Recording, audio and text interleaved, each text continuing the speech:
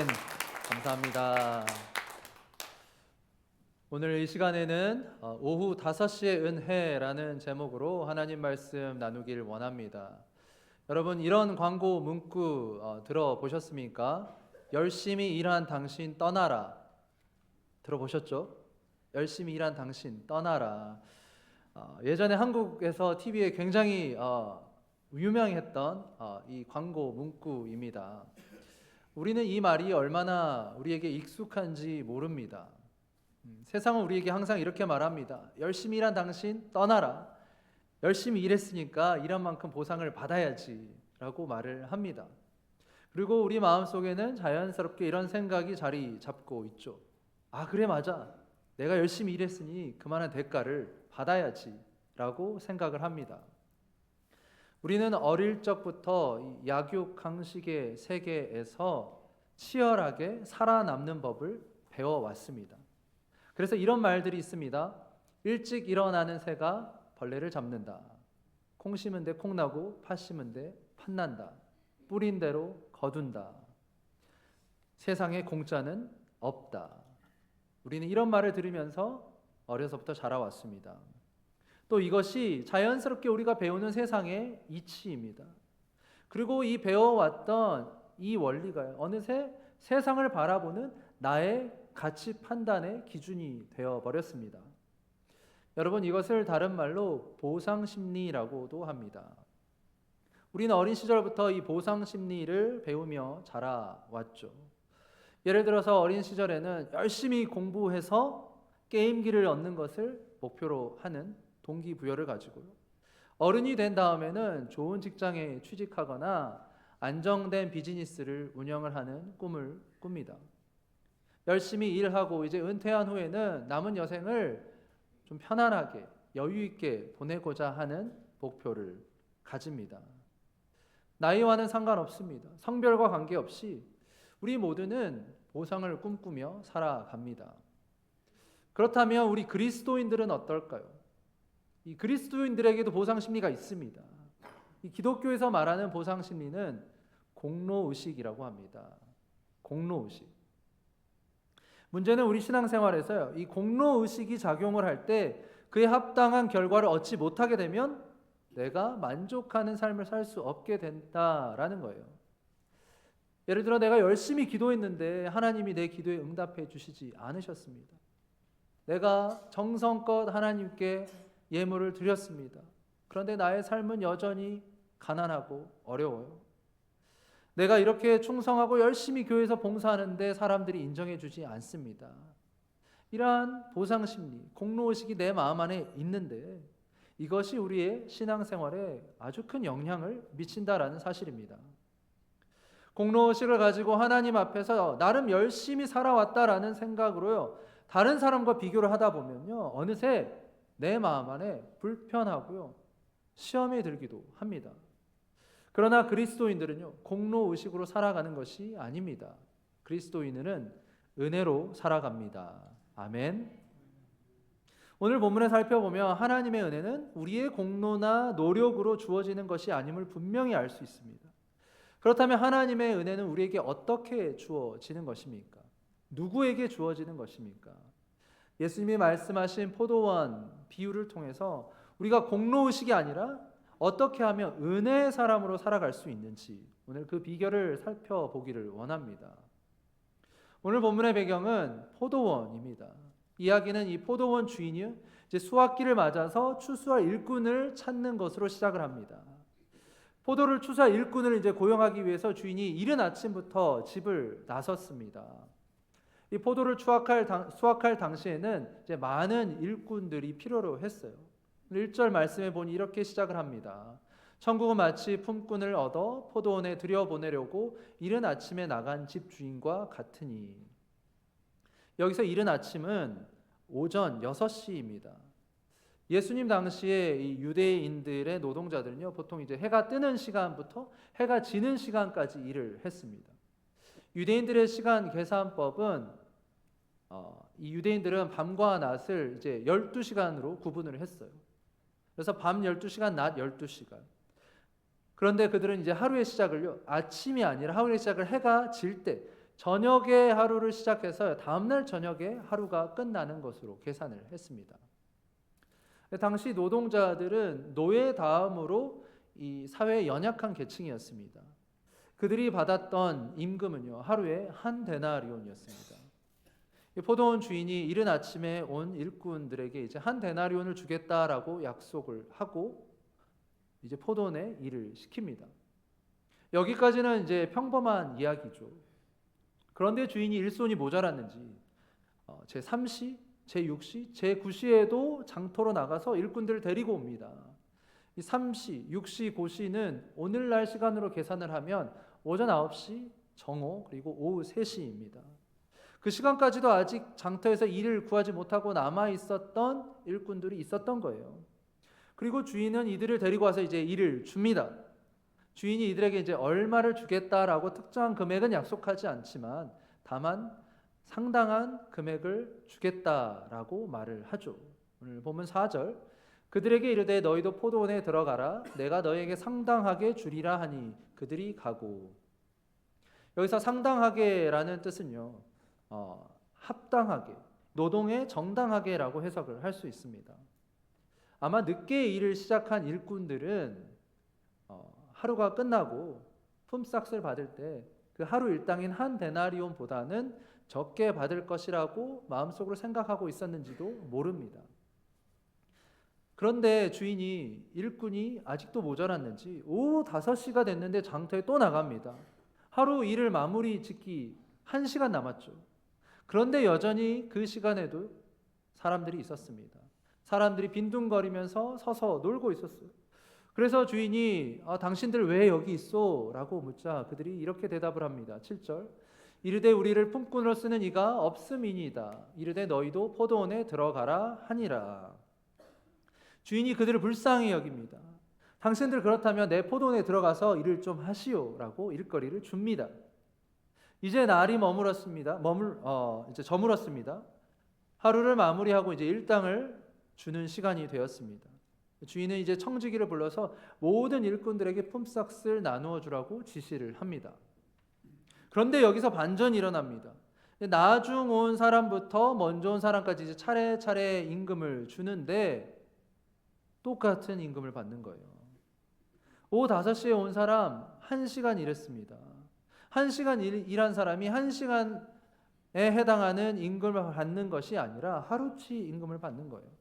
오후 3시에 온 사람, 낮 12시에 온 사람, 아침 9시에 온 사람도 똑같이 동일하게 한 데나리온을 받는 거예요. 그리고 나서야 이른 아침부터 와서 하루 종일 일한 일꾼들은 이제 자신들이 더 많이 받을 것으로 기대를 했습니다. 그런데 그들이 얼마를 받습니까? 동일하게 한 데나리온을 받게 됩니다. 가장 먼저 온 일꾼들, 겨우 1시간 일한 일꾼들과 다름없이 12시간 일하고도 1시간 일한 일꾼들처럼 한 데나리온을 받게 되는 거예요. 그들의 손에 쥐어진 것은 단 한 데나리온입니다. 하루 종일 무더위 속에서 땀 흘려서 열심히 일을 했는데 한 데나리온만 받은 거예요. 이들이 불만을 가지는 것은 당연합니다. 주인이 원망스럽죠. 여러분, 이 이야기를 듣는 우리들도 어느 정도 그들의 불만이 이해가 갑니다. 그래서 일찍 온 일꾼들이 화가 나서 주인에게 따집니다. 12절 말씀, 나중 온 이 사람들은 1시간밖에 일하지 아니하였거늘 그들을 종일 수고하며 더위를 견딘 우리와 같게 하였나이다. 이들의 논리는 무엇입니까? 아니, 우리는 하루 종일 포도밭에서 고생을 했는데 어떻게 이 1시간 일한 사람과 같이 대우를 해줍니까? 라고 따지는 것입니다. 그들은 정당한 이유를 대면서 따지고 있죠. 만약 여러분이 아침 6시에 고용된 일꾼이라고 생각을 해보세요. 이른 아침부터 포도원에 나가서 땀 뻘뻘 흘리면서 하루 종일 일을 했는데 나중에 오후에 와서 1시간 겨우 일한 사람과 같은 금액을 받았다라고 생각을 해보세요. 아주 화가 날 것입니다. 분노가 치밀고요. 속상할 거예요. 이것은 노동 착취야. 이 악독한 포도원 주인, 아니 어떻게 우리에게 이렇게 대할 수 있어? 다시는 이 포도원에 와서 일을 안 할 거야 라고 다짐할 것입니다. 누구는 1시간 일하고 한 데나리온, 누구는 12시간 일하고 한 데나리온. 이것은 우리가 생각하는 그 공정과 상식과는 거리가 먼 것입니다. 한마디로 주인의 처사는 불공평합니다. 불공정합니다. 있을 수가 없는 일입니다. 그런데 주인은 불평하고 원망하는 이들에게 이렇게 대답을 하는 거예요. 13절 우리 같이 읽습니다. 주인이 그 중에 한 사람에게 대답하여 이르되 친구여 내가 내게 잘못한 것이 없노라. 내가 나와 한 데나리온의 약속을 하지 아니하였느냐. 여러분, 분명히 포도원 주인은 약속을 어기지 않았습니다. 아침 6시에 온 일꾼들에게 얼마를 주겠다고 했어요? 한 데나리온을 주겠다라고 했습니다. 한 데나리온을 주겠다라고 하고 한 데나리온을 주지 않으면 약속을 어기는 것이죠. 그런데 아침 일찍 온 일꾼들에게 한 데나리온을 주겠다라고 약속을 하고 한 데나리온을 주었으니 그것은 약속을 지킨 것입니다. 상호 합의한 계약을 지킨 거예요. 다만 주인은 나중에 온 일꾼들에게도 동일하게 한 데나리온을 주었습니다. 그러자 아침 일찍 온 이 일꾼들이 상대적 박탈감을 느끼게 된 것이죠. 이 주인이 왜 그랬을까요? 이 재미있는 것은 이 포도원 비유가 유대교 버전으로도 각색되어 있다라는 점입니다. 현대 유대교 버전에 보면 이 오후 5시에 고용된 일꾼들이요, 1시간 동안 너무 열심히 정성으로 땀을 흘려서 일을 하는 바람에 주인이 감동을 받아서 하루치 품삯을 주었다라고 합니다. 그런데 생각해 보면요, 여러분, 아무리 1시간 동안 열심히 일을 한다라고 해도 하루치 품삯 12시간 일한 사람이랑 어떻게 비교할 수 있습니까? 12시간 일한 사람이랑 어떻게 똑같은 임금을 받을 수 있어요? 게다가 이 1시간 일한 사람들은 사실 일을 잘 못해서 못 뽑힌 사람들입니다. 장터에서 오후 5시까지 빈둥빈둥 놀고 있었던 사람들입니다. 따라서 이 비유는 이 유대교의 공로의식, 즉 행위에 기반한 공로의 관점에서 이야기를 해석하려는 시도로 보입니다. 그러나 예수님이 말씀하신 비유의 본질은요, 인간의 공로가 아니라 하나님의 은혜와 주권에 있다라는 점을 강조합니다. 사실 주인은 잘못한 것이 없습니다. 나중에 데리고 온 일꾼들에게도 주인이 한 데나리온씩 주는 것은 주인의 마음입니다. 주인이 이 일에 대해서 불만을 표하는 그 사람들에게 허락을 받을 필요도 없고요, 어떤 해명을 할 필요도 없습니다. 특별히 오후 5시 하루에 해가 저물어 가는 그 시간까지 일을 구하지 못하고 발을 동동 구르면서 불쌍하게 있는 자들, 주인이 그들을 보고 긍휼하게 여겨서 데리고 와서 일을 준 것이고요, 주인이 한 데나리온을 준 것은 그들에게 호의를 베풀어 준 것이죠. 여러분, 예수님의 이 포도원 비유는 오늘 본문에 이렇게 시작합니다. 천국은 마치. 이 포도원 비유는요, 천국 비유입니다. 예수님이 들려주신 천국 비유는요, 세상의 가치와 기준으로 보면 전혀 이해가 되지 않습니다. 경제학적으로도 이해되지 않습니다. 세상에 우리의 상식에 맞지 않습니다. 그러나 그것이 예수님의 의도였습니다. 천국은 세상과 다르다라는 것을 주님이 보여주기 원하셨습니다. 예수님이 이 비유를 통해서 우리들에게 가르치시는 것이 무엇입니까? 그것은 바로 권리가 아니라 은혜라는 거예요. 권리가 아니라 은혜. 은혜는 우리가 계산하는 것이 아닙니다. 은혜는 먼저 온 자, 나중 온 자 차별하지 않습니다. 은혜는 1등이나 꼴찌나 나누지 않습니다. 은혜는 하나님의 선물로 받는 것이지 노력이나 나의 대가로 주어지는 것이, 내가 얻는 것이 아니다라고 주님 우리들에게 말씀하십니다. 은혜는 아무 자격 없는, 아무 받을 것 없는, 자격 없는 우리들에게 거저 주어지는 하나님의 선물입니다. 아멘. 그게 은혜예요. 그런데 여러분, 이 은혜에 양면성이 있습니다. 내가 은혜 받으면 좋아요. 내가 은혜 받으면 감사합니다. 그런데 남이 은혜 받는 건 별로 좋아하지 않습니다. 내가 받은 은혜는요, 소중하고 특별합니다. 남이 받은 은혜는요, 별로 중요하지 않아요. 하찮게 여깁니다. 그렇지만 은혜는 본질적으로 누가 주시는 것입니까? 여러분, 은혜는 누가 주시는 거예요? 은혜의 주도권은 누구에게 있습니까? 은혜의 주도권은 하나님에게 있죠. 은혜는 하나님이 주시는 것입니다. 그런데 우리는 은혜를요, 나 중심적으로 해석하려는 경향이 있습니다. 이 아침 일찍 나온 일꾼들의 항의는 정당한 것 같지만 그들은 주인의 권리를 전혀 이해하지 못했습니다. 일꾼을 고용하고 안 하고는 누구에게 달려 있습니까? 주인에게 달려 있죠. 아무리 능력 있는 일꾼이 와가지고 제가 포도원에 들어가서 일을 하고 싶습니다. 저를 꼭 써주십시오. 시켜만 주시면 보여드리겠습니다. 저는 동작도 빠르고 힘도 셉니다. 제가 보여드리겠습니다. 라고 주인에게 청을 해도 주인이 안 시키면 그만입니다. 주인이 선택해 주지 않으면 그 사람이 일을 할 수 없습니다. 제가 대학교 1학년 이제 첫 학기를 마치고 이제 방학 때 중국에 당시 이제 외삼촌 외숙모가 살고 계셨는데 그때까지 제가 이제 해외에 나간 적이 한 번도 없었어요. 너무 이제 해외에 나가고 싶은 거예요.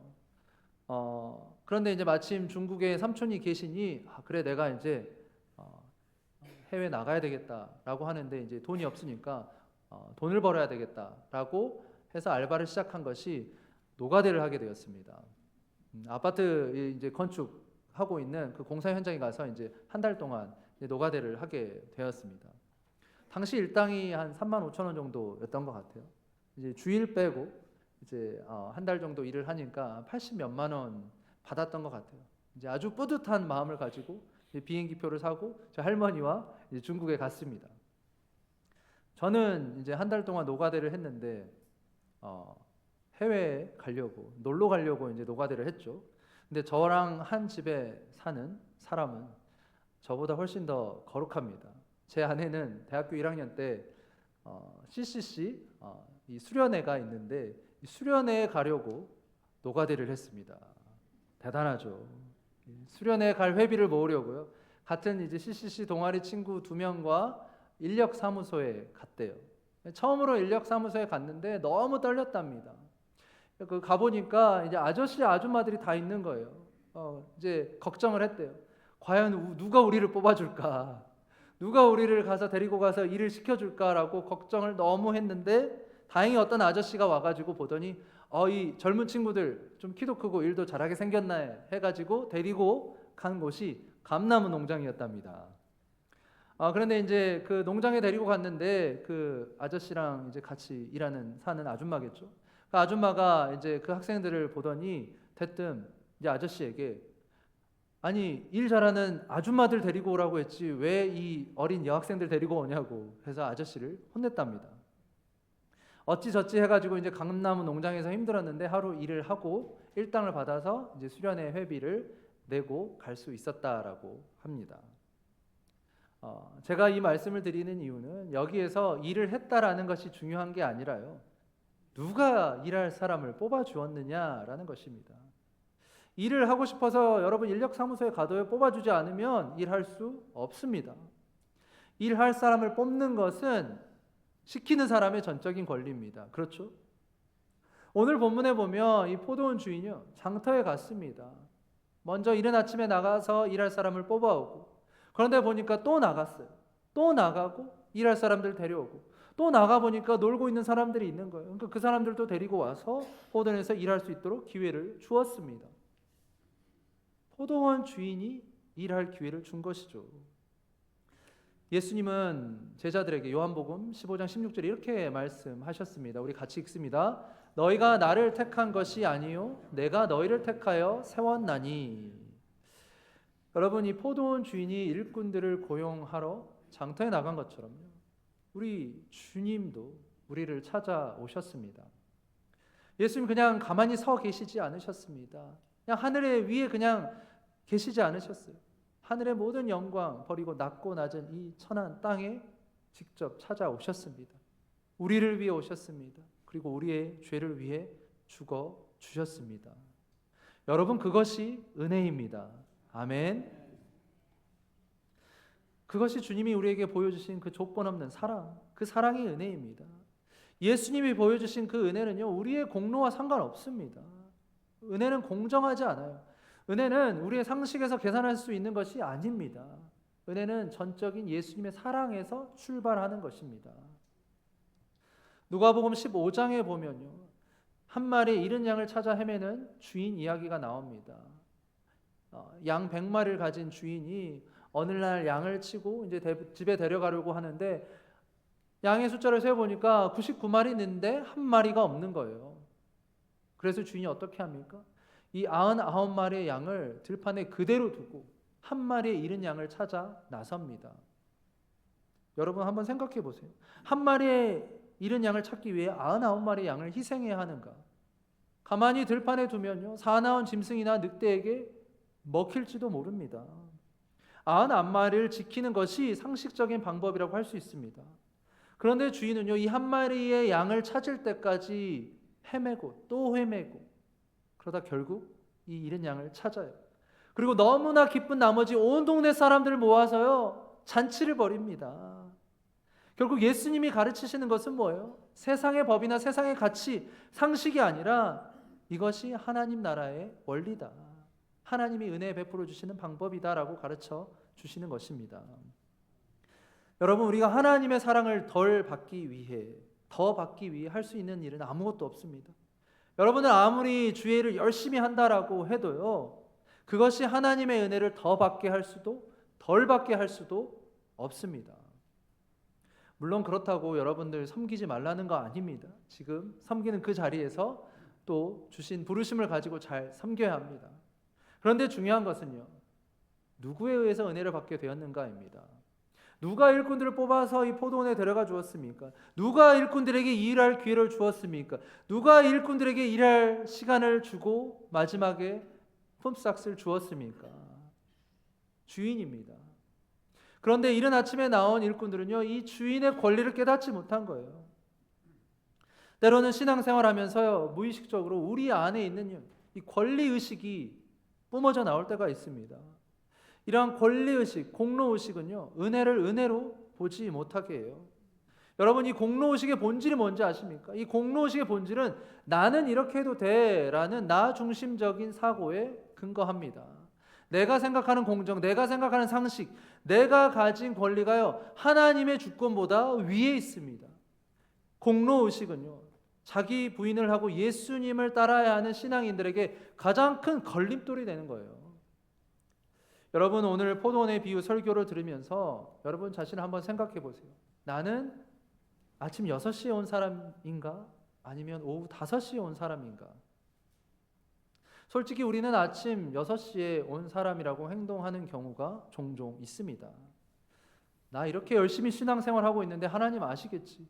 나 이렇게 내 시간과 정성을 다 들여서 주의 교회를 위해서 충성하고 있는데 하나님 인정해 주시겠지. 하나님 갚아 주시겠지. 나 정도면 괜찮아. 나 정도면 하나님 충분히 인정해 주실 거야.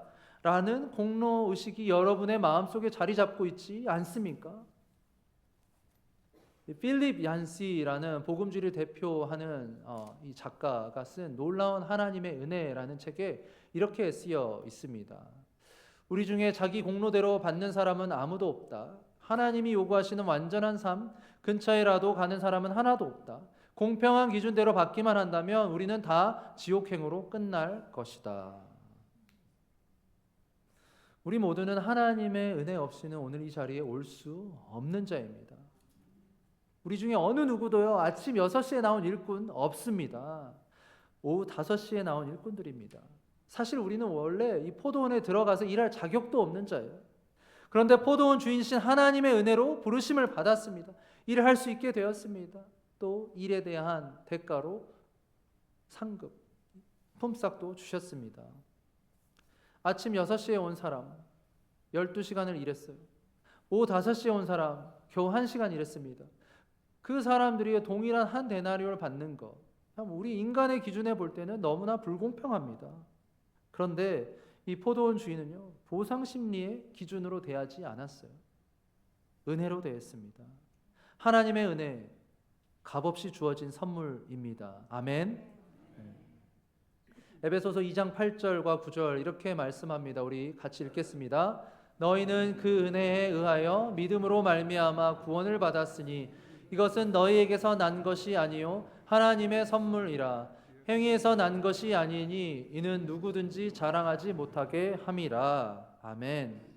여러분, 바울이 고백한 것처럼요, 아무 육체라도 하나님 앞에서 자랑할 것이 없습니다. 신앙생활에서 여러분의 공로, 여러분의 능력, 재능 내세우지 말아야 합니다. 우리가 자랑할 것은 오직 예수 그리스도의 십자가뿐입니다. 믿으십니까?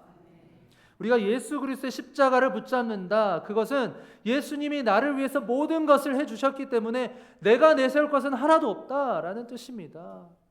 십자가 예수님만 붙잡는 것, 그것이 신앙인이 해야 할 삶의 신앙의 고백입니다. 여러분들에게 묻겠습니다. 속으로 한번 대답해 보세요. 여러분들 아침 6시에 온 일꾼이십니까? 아니면 오후 5시에 온 일꾼입니까? 이것을 깨닫지 못하면요, 우리가 주님 안에 은혜롭고 감사하는 신앙생활 할 수 없습니다. 여러분은 하나님의 은혜로 살아가고 있다라고 느낄 때가 언제입니까? 혹시 반대로 하나님의 은혜로 살아가야 하는데 이 내 안에 자리 잡고 있는 이 공로 의식 때문에 불평하며 원망하며 살아가고 있을 때는 있지 않습니까? 저도 목사이지만요, 아침 6시에 왔다라고 생각할 때가 가끔씩 있습니다.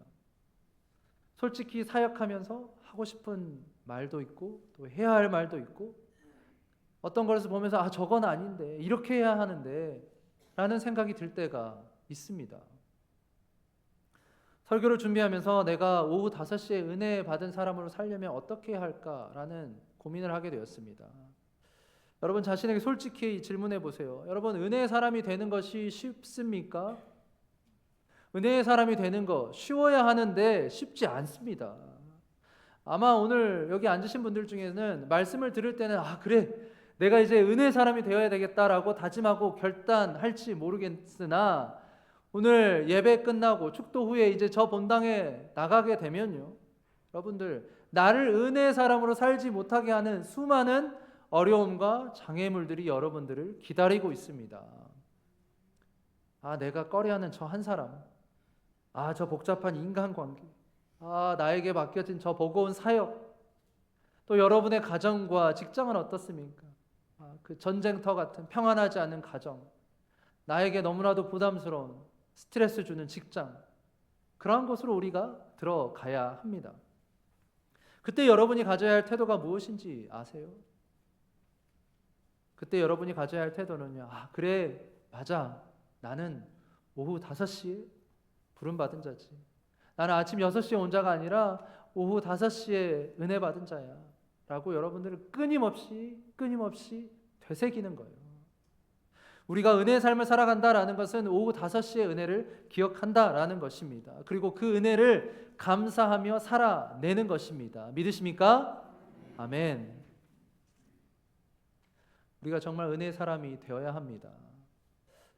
지난 금요일이죠. 엊그제 우리 여기 본당에서 이영주 자매님 천국 환송 예배가 있었습니다.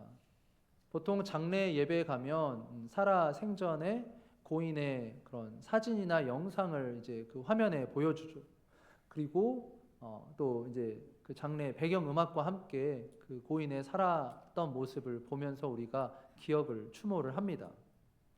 제가 이제 목사이다 보니까 미국 와서요, 장례 예배를 얼마나 많이 가봤겠어요. 제가 셀 수도 없을 것 같아요. 정말 수십 번 넘게 장례 예배를 가보았습니다. 수많은 장례 예배를 가봤는데요, 이 장례 예배의 배경 음악을 은혜, 송경미 목사님의 은혜 찬양을 들려준 장례 예배가 이번이 처음입니다. 이영주 자매님 제가 잘 모릅니다. 이영주 자매님 52세의 젊은 나이로 하나님의 부르심을 받았습니다. 장례 예배 때 성기호 목사님이 말씀을 전하시는데 한 목사님이 따님처럼 생각하셨다라고 말씀을 하시더라고요. 목사님의 말씀을 전하시고 또 조사를 듣는데 우리 자매님은 정말 다른 사람을 위해 헌신하고 희생하는 삶을 살았구나라는 생각이 들게 되었습니다. 정말 맑고 순수하고 깨끗한 영혼을 가지고 남을 나보다 더 낮게 여기고 정말 은혜를 흘려보내는 은혜의 사람으로 살았구나라는 생각이 들었어요. 그래서 이 은혜라는 찬양이 자매님이 비록 길지 않은 인생을 살았지만 이 자매님의 인생 고백, 신앙 고백과 같은 찬양이었던 것 같아요. 여러분 은혜 찬양 아시죠? 내가 누려왔던 모든 것들이, 내가 지나왔던 모든 시간이, 내가 걸어왔던 모든 순간이 당연한 것 아니라 은혜였소. 내가 이 땅에 태어나 사는 것, 어린아이 시절과 지금까지 숨을 쉬며 꿈을 꾸는 삶, 당연한 것 아니라 은혜였소. 여러분, 우리의 삶의 모든 것이 은혜입니다. 아멘. 우리의 삶의 모든 것이 은혜입니다. 여러분, 하나님이 우리를 불러주셨기 때문에 오늘 이 자리에 우리가 앉아 있을 수 있습니다. 주님의 은혜가 아니고서는요, 우리가 예수 그리스도를 영접하고 예수님께 나아가 예배할 수도 없었습니다. 주님의 은혜로 오늘 우리가 이 자리에 와 있고, 주님의 은혜로 우리가 예배를 드릴 수 있습니다. 우리 한 명 한 명이 은혜의 사람으로 살아가야 합니다. 우리 한 명 한 명이 은혜의 사람으로 살아간다면요, 여러분, 우리 교회는 은혜의 공동체가 될 것입니다. 작은 은혜가 모여서 큰 은혜가 되고, 그 더 큰 은혜가 하나님의 공동체인 은혜의 공동체로 만들게 될 것입니다. 사랑하는 여러분, 바라기는 2025년 우리 모두 하나님이 주신 은혜에 감사하며 은혜의 사람으로 살아가기를 주님의 이름으로 축복합니다. 은혜의 사람으로 살아가기를 결단하시고, 그 은혜를 여러분의 삶 가운데, 가정 가운데, 여러분이 가는 그 삶의 모든 영역 가운데 흘려보내시며 은혜의 사람으로 선한 영향력을 끼치는 사람으로 살아가시는 여러분 모두가 되기를 주님의 이름으로 간절히 축원합니다. 아멘.